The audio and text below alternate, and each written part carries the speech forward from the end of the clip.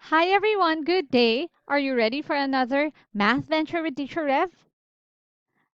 Let's start our statistics learning journey.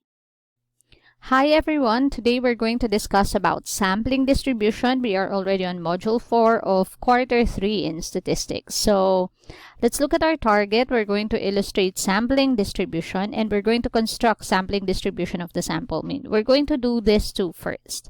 Let's define first what is a sampling distribution. It is said to be the probability distribution of a sample statistic. When we say probability distribution, we actually define it as a distribution containing all the possible values of the random variable together with its associated corresponding probabilities. But in this case, we're going to get the probability distribution of sample statistic.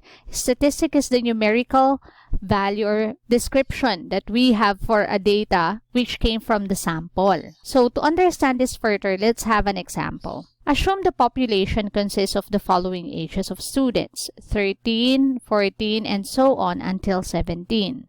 A sample size of 2 is to be taken from the population. For instance, you conducted a survey, and out of the survey, the age range of the individuals are from 13 to 17. And this is the data that we have in this problem. What are we supposed to do? We're going to get a sample of size 2. It means we're going to get 2 items at a time from the 5 items that we have here. The question is, how many samples are possible? What else are we supposed to do? Once we know the number of samples possible, we're going to list them. And then what else? We're going to compute for the mean of each sample. Then we're going to construct the sampling distribution of the sample mean. But we have to take all these steps in order to do that. So let's do the first item. By how many samples are possible? Considering that we have 5 items to consider. And from the 5 items, we're going to choose a sample of size 2. So we're going to choose 2 items at a time. In that case, we can relate that to combination. To get the number of possible samples from this population, we can actually use combination. We know that the population age range is from 13, 14, 15, 16, and 17. That means there are 5 items to consider. And out of the 5 items, we're going to choose how many? 2 items or 2 samples at a time. Therefore, we can actually consider n as 5 and r as 2. In that case, we're going to get 5 choose 2, this is something that we are familiar with already. Let's apply the formula. 5 factorial over quantity 5 minus 2 factorial times 2 factorial, which is equivalent to 5 factorial over 3 factorial times 2 factorial. Let's expand that further. That would be 5 times 4 times 3 factorial over 3 factorial times 2 times 1. I can cancel the 3 factorial. That would be 1. 4 and 2, they have common factors, which is 2. That becomes 2 and 1. And it turned out that I have 5 times 2 times 1. I have 10. 10 samples to identify out of the 5 items that I have where I'm going to consider choosing 2 items at a time. So I'm going to form 10 samples. So let's identify all the possible values. This time, we know that the items are the ages ranges from 13, 14, 15, 16, and 17. Since we can identify 10 possible samples, let's start organizing our samples. We can have a sample of 13 and 14 because it has to be of size 2. 13 and 15, can you follow? Then we have 13 and 16, 13 and 17. We're done with 13. This time, let's go for 14 and 15, 14 and 16, then 14 and 17. Then we have 15 and 16, 15 and 17, and last 16 and 17. Note that 13 and 14 and 14 and 13 are the same. They are basically just the same sample. So we have all the 10. Is this 10? Let's count. So we have 10 samples here, which fits the description from what we arrived with in our combination procedure. So 10 samples.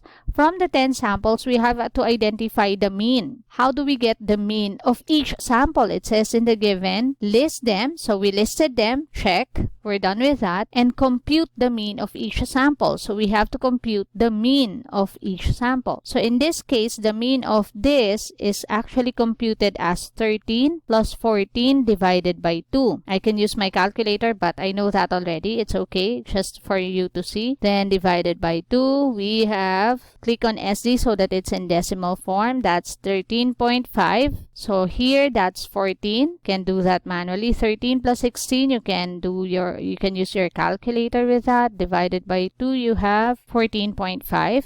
13 and 17 divided by 2, 15. Let's make it 0.0 so that we are consistent on having 2 decimal places. 14 and 15, we know this already. We don't need to compute. 14.5. 14 and 16, we know this already. That's 15. If you are not sure, you can use your calculator. 14 plus 17 divided by that would be 15.5. 15 and 16, that's 15.5. 15 and 17, obviously, that's 16. And 16 and 17, that's 16.5. So these are the means of the sample that we acquired of size 2. What's next step? But the next thing is to construct a sampling distribution of the sample mean. To be able to do that, we have to get the frequency. So I already identified here the means, 13.5. Yeah. The only thing that we have to do, how many times did it occur? Let's look at 13.5. 13.5 occurred once, so that's the frequency is 1. 14.0, let's check. It appeared once as well, so that's 1. 14.5 appeared how many times? 1, 2, twice. 15.0 appeared twice as well. 15.5 twice. 16.0, that's once. And 16.5 appeared once as well. Okay, so we're complete. That's 1 plus 1 plus 2, that's 10 all in all. Now, we do the other computation later. We have to follow first the instruction that we have to construct a sampling distribution. Okay, to construct the sampling distribution,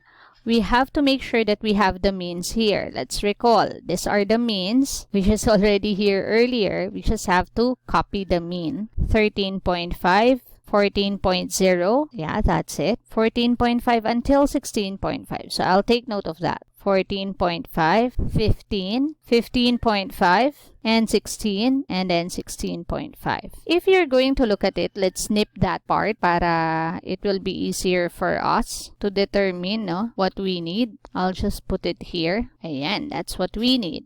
To construct, this is the sampling distribution of the sample mean. This is what we need to accomplish for letter B. But it has to be of probability. Remember, sampling distribution is a probability distribution, which contains what? In this case, it contains the probability, its designated probability, but with its what? With the mean of sample.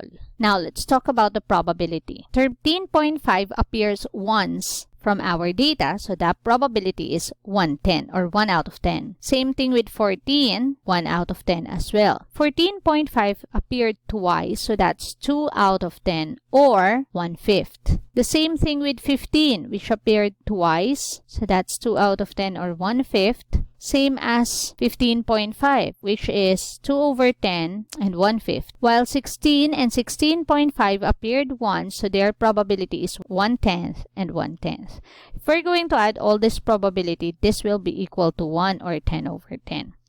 This is how we construct the sampling distribution of the sample mean. This had been a great learning adventure. So, see you next time on another Math Venture with Teacher Rev.